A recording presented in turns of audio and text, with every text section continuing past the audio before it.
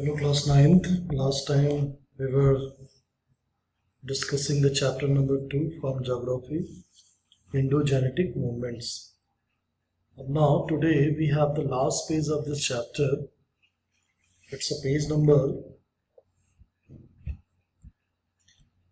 19. Then after we have exercise. So अब effects क्या होते हैं वोल्केनोज के। तो हमने ये जाना कि वोल्केनोज अपने इरप्शन के बेस के ऊपर दो तरह के हैं। एक तो है जो हमने डिस्कस किया था लास्ट टाइम कि एक तो फिसर टाइप वोल्केनो है और एक सेंट्रल या कोनिकल टाइप वोल्केनो है। और अगर हम उनके पेरियोडिसिटी के अकॉर्डिंग को डिवाइड करते हैं तो तीन तरह के हैं: active, dormant and extinct volcanoes. हमारे इंडिया में भी एक वोल्केनो है जो पहले तो डॉर्मेंट था, पहले एक्सटिंक्ट था। Just doing mistake, so let me correct it. जो पहले डॉर्मेंट था यानी स्लीपिंग था और अभी वो एक्टिव हो गया है। तो एक्सटिंक्ट मतलब तो डेड हो गया, एक्सटिंक्ट तो नहीं था। ये एक्सटिंक्ट होता तो दोबारा कैसे उसका रीबर्थ हो गया। तो ये डॉर्मेंट था, स्लीपिंग वोल्केनो था और अभी एकदम से सडनली ये ओपन हो गया है, एक्टिव हो गया है। तो स्लीपिंग से एक्टिव हो गया, तो डॉर्मेंट टू एक्टिव हो गया है। और बहुत ज़्यादा तो इसके अंदर से मैग्मा लावा नहीं निकल रहा है, लेकिन हाँ डस्ट, स्मोक और मड निकल रही है। और ये फरवरी 2017 से इसने इरप्ट करना स्टार्ट किया। तो अब हम कह सकते हैं कि हमारी कंट्री में we have one and only active volcano in India which is on Barren Island. Andaman Nicobar के आइलैंड ग्रुप में है ये, साउथ ईस्ट में इंडिया के। और ये 2017 से कंटिन्यूसली इरप्ट कर रहा है, लेकिन जबकि उसके पहले ये डॉर्मेंट था, स्लीपिंग था। अब वोल्केनोज से क्या होता है, क्या इफेक्ट क्या होते हैं? तो पहला इफेक्ट तो ये कि loss of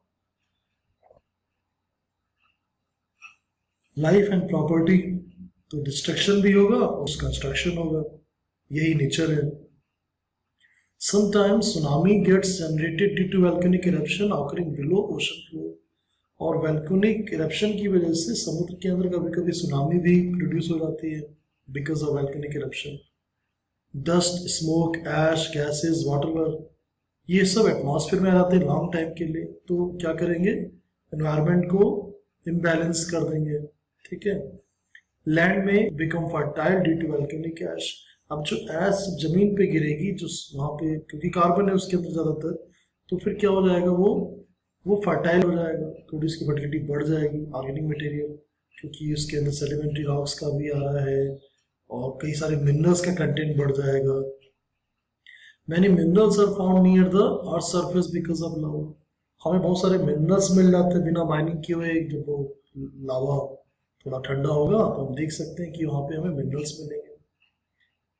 new land is found due to volcanic eruption और at times an island may even disappear. Island गायब हो सकता है, नया लैंड फॉर्म हो सकता है। तो इस तरह के, जैसे लावा प्लेटू इसी तरह से फॉर्म हुआ, ठीक है।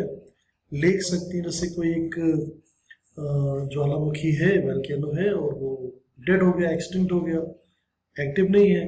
तो जब उसके क्रेटर में माने उसका जो माउथ है, उसके माउथ में जब पानी भर जाता है तो वो एक वोल्केनो लेक बन जाएगी। तो lakes are formed in mouth of the crater of dead volcano when rain water accumulates in them. तो अब ये लगभग चैप्टर फिनिश हो गया हमारा एक्सरसाइज का टाइम है। तो चलिए हम लोग कुछ क्वेश्चन करते हैं। जो मेरे पास कुछ नोट्स के क्वेश्चन हैं, इन क्वेश्चंस को सॉल्व करते हैं और देखते हैं कि क्या क्या आंसर है। सबसे पहले एमसीक्यू देखते हैं। On which of the following are slow movements in the earth interior dependent. अब कह रहे हैं कि इनमें से कौन सा मूवमेंट है, स्लो मूवमेंट है, जो अर्थ के इंडोजेनेटिक मूवमेंट है, इंटीरियर अर्थ के इंटीरियर के ऊपर डिपेंड होता है। तो लैंड फॉर्म से कोई मतलब नहीं, डायरेक्शन से कोई मतलब नहीं, तो क्या होगा, आंसर क्या होगा आपका, हो जाएगा वेलोसिटी। तो देखते हैं इसका आंसर क्या होना चाहिए। फर्स्ट का बी सही है। अगला क्वेश्चन है, when waves divert from each other what do they create? Compression, tension, mountain। जब वो डाइवर्ट हो रही है यानी प्लेट्स दूर दूर जा रही हैं तो क्या होगा, टेंशन होगा, तो टेंशन सही होगा। अगर वो पास आ रही होती है तो कंप्रेशन होता है। फिर क्या है, the Meghalaya two of India is an example of which of following type. अब मेघालय ब्लैक माउंटेन है, रिफ्ट वैली है कि वुड माउंटेन है? मेघालय एक ब्लैक माउंटेन है, तो ए ऑप्शन सही होगा। फिर अगला क्वेश्चन है, अब इसको चेक भी कर लेते हैं इसका मेरा सही है कि नहीं। हाँ, सही आंसर है। अब देखते हैं fourth question, for the formation of rift valley which of the following process should occur in the earth crust. Rift valley बनने के लिए कंप्रेशन लगेगा कि वेदरिंग लगेगा कि टेंशन लगेगा? टेंशन होगा, यानी इसका आंसर बी वाला सही होगा। Which of these is fold mountain, अब इनमें से कौन सा फोल्ड माउंटेन है? सतपुरा, हिमालय, वेस्टर्न घाट। आंसर होगा हिमालय, यानी फिफ्थ का बी सही होगा। तो फोर्थ का भी बी सही, फिफ्थ का भी बी सही है, करेक्ट। फिर हम देखते हैं 6, 7, 8 को। 6 में देखें, the formation of extensive plateau is a result of which type of movement? Mountain building, continent building और सेंट्रल बिल्डिंग। एक्सटेंसिव प्लेटो यानी प्लेट बढ़ गई है, एक्सटेंसिव हो रही है, तो ये क्या है, कॉन्टिनेंट बिल्डिंग होगा। इसका आंसर बी सही होगा। 7th का क्वेश्चन देखें, the forward backward movements of the particles occur due to the which type of seismic wave? अब क्या होगा, प्राइमरी वेव इसका आंसर होगा। फॉरवर्ड बैकवर्ड मूवमेंट कौन पार्टिकल किसकी वजह से होगा? प्राइमरी की वजह से होगा। 8 क्वेश्चन है, which type of volcanic eruption has resulted in the formation of Deccan Plateau of India? तो ये किससे बना, सेंट्रल टाइप से बना, फिशर टाइप बना? तो ये फिशर टाइप से बना। तो ये सारे हमने कुछ एमसीक्यू सॉल्व किए। एक कुछ क्वेश्चन देखते हैं। Himalayas are an example of fold mountain, क्योंकि यहाँ पे कोलिजन हुआ था इंडो ऑस्ट्रेलियन प्लेट का और किसका, यूरेशियन प्लेट का। टैथ के अंदर का सेडिमेंट्स एक्यूमुलेटेड जो था वो फोल्डेड हो गया, कन्वर्ट हो गया और ऊपर उठ गया, तो ये स्लो मूवमेंट था। तो due to the slow movement in the interior of the energy waves and the pressure waves working towards each other in horizontal direction and create pressure on the layers of the soft rocks, and this leads to the folds in the layers of soft rock resulting in the formation of fold mountain। तो ये इन्होंने focus किया कि भाई देखो horizontal direction में force लगा, soft rock fold हो गई और बन गया हिमालय, वो भी सही है। और आप ऐसे भी लिख सकते हो कि there was a collision between Indo-Australian plate and Eurasian plate and then Tethys का sediments raise and folded and converted into form of Himalaya। अगला क्वेश्चन, जो इंपॉर्टेंट क्वेश्चन है वही मैं आपको एक्सप्लेन कर रहा हूँ। रिवर वैली कैसे बनती है? ये ब्लॉक माउंटेन से बनती है, जब साइड ब्लॉक्स या तो ऊपर उठ जाते हैं या साइड ब्लॉक्स मिडिल ब्लॉक नीचे चला जाता है, ठीक है, तब रिवर वैली बनती है। अगला क्वेश्चन देखते हैं, कुछ इंपॉर्टेंट और क्वेश्चंस हैं। अगर हम टाइप्स ऑफ वोल्केनो की बात करें तो कौन कौन से हमारे पास एग्जाम्पल हैं? अगर हम देखें कि एक्टिव कौन सा है, तो एक mount Fujiyama in Japan and mount Stromboli in Mediterranean sea. और दूसरा अगर देखें हम तो हमें कौन सा मिलेगा, वेसुवियस मिलेगा इटली में, और माउंट कतमा अलास्का और Barren in India. Mount Kilimanjaro Tanzania मिलेगा। दक्कन प्लेटो, ये सारे अलग अलग एग्जाम्पल हैं उनके इरप्शन के बेस पे और पीरियोडिसिटी। पीरियोडिसिटी के बेस पे हमारे पास 3 है, ठीक है। पहला है एक्टिव, फिर दूसरा ये कौन से है, ये डॉर्मेंट है, और ये एक्सटिंक्ट है। यहाँ पे क्या है, based on type of eruption, central type और फिशर टाइप से जो बने हैं, ठीक है।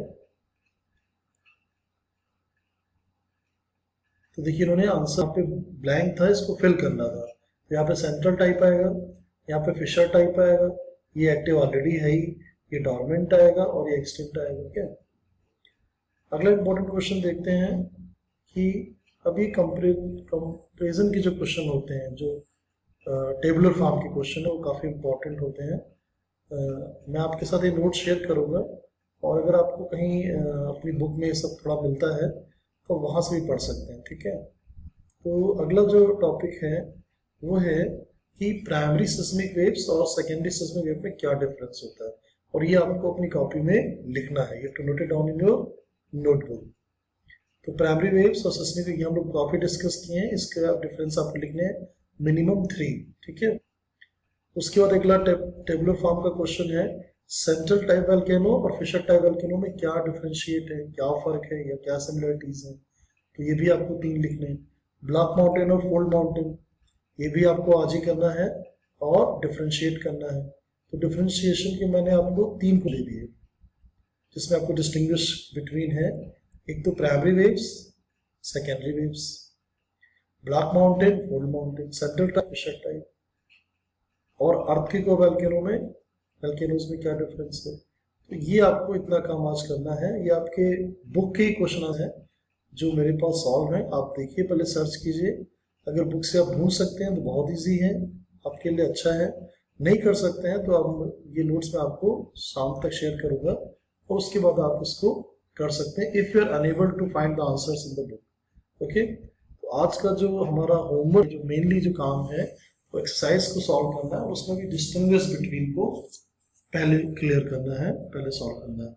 और एमसीक्यू और कुछ फिल इन द ब्लैंक्स मैंने आपको ऑलरेडी एक्सप्लेन कर दिया ओरली, ठीक है। तो लगभग चैप्टर फिनिश है।